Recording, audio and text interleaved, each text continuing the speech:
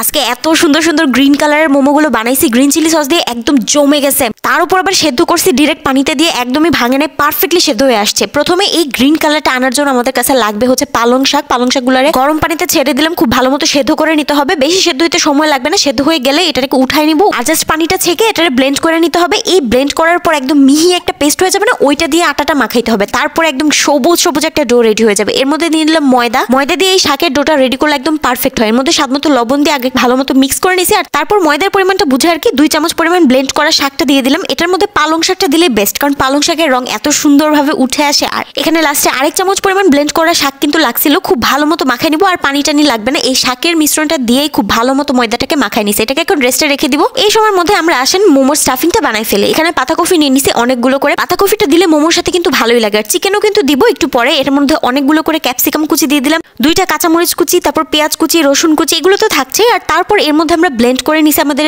চিকেনটা ব্লেন্ডারেই কিমা করে নিছি। সবকিছুর সাথে চিকেনটাও নিয়ে নিলাম। চিকেনের পরিমাণটা পাতাকপির পরিমাণটা সমান সমানই নিছি। এর মধ্যে অল্প একটু পরিমাণ মরিচ গুঁড়া দিয়ে দিলাম, স্বাদ মতো লবণটা দিয়ে দিলাম, আর একটা ম্যাজিক মশলা, মানে এটা নুডলসের ম্যাজিক মশলা আর কি। এরকম একটা টেস্ট মেকার দিলে খুবই ভালো লাগে খেতে, একদম মোমোর স্টাফিং এর টেস্টটা একদম চেঞ্জ হয়ে যায়। এর মধ্যে স্বাদ মতো একটু সয়া সসটা দিয়ে দিলাম। সয়া সসটা আন্দাজ মতোই দিছি, টমেটো সস আজকে দিব না। এই কয়েকটা উপকরণ দিয়ে খুব সুন্দর করে মাখাই নিব আমাদের চিকেন স্টাফিংটা। এই স্টাফিংটা একদম বেস্ট হয়, কারণ পাতাকপি দিয়ে আসলেই চিকেন স্টাফিং অনেক মজা লাগে মোমোর জন্য। তো এই যে দেখেন, এটাকে এখন সাইড করে রেখে দিলাম। মোমোটা বানানোর জন্য কিন্তু এর শীটটা লাগবে, তো শীটটা এখন রেডি করবো। রেস্টে রেখে দিয়েছিলাম ময়দার ডোটা। এটা এখন এত সফট হয়ে গেছে, কালারটাও একদম সুন্দর লাগতেছে দেখতে। এটাকে ছোট ছোট লেচি কেটে নিব। ছোট ছোট করে মোমোর শীট বানাই নিলে বেশি ইজি হয়। একটা বড় রুটি বানানোর পরে এর মধ্যে থেকে ছোট ছোট রুটি কাটতে গেলে ভেজাল লেগে যায়। তো আম্মু এর জন্য ছোট ছোট লেচি কেটে তারপর একটা একটা করে শীট বানাই দেয়, ওইটা আমার কাছে বেশি ইজি লাগে। আর এটা দেখেন থিকনেসটা এত কম, মানে একদম চিকন চিকন করে বেলা হয়েছে এই শীটগুলো, এটা একদম পারফেক্ট হয়। আর আমার কাছে যতটুকু মনে হলো সেদ্ধ করা শাকটা মিক্স করার কারণে এই ডোটা এত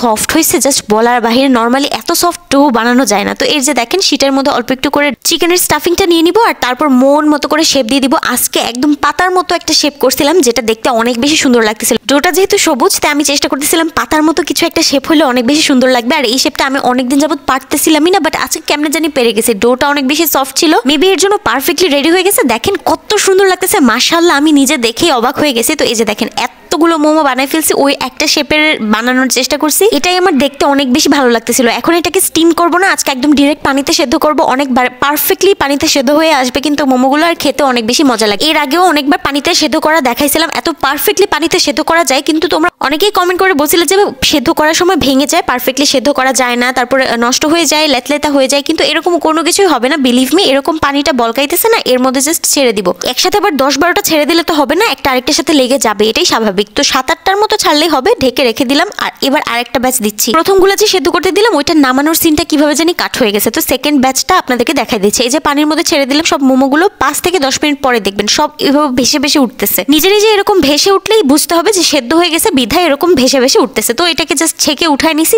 কতক্ষণ পরে দেখবেন একদম পারফেক্টলি হয়ে যাবে মোমোগুলো, কোনো রকমের লেতলেতা ভাবও থাকবে না, একদম পারফেক্টলি মনে হচ্ছে স্টিমি করে নামাই আনছি এরকম। আর কালারটা এত পারফেক্ট লাগতেছিল, আর খেতে অসম্ভব মজা। আর এই টেকনিকটা আমি কেন ট্রাই করি, কারণ এইভাবে সময়টা অনেক বেঁচে যায়। তো এই যে দেখেন, পারফেক্টলি মোমোটা কিন্তু রান্না হয়ে গেছে, আর এত মজা কিভাবে যে বুঝাই, একবার ট্রাই করে দেখবেন।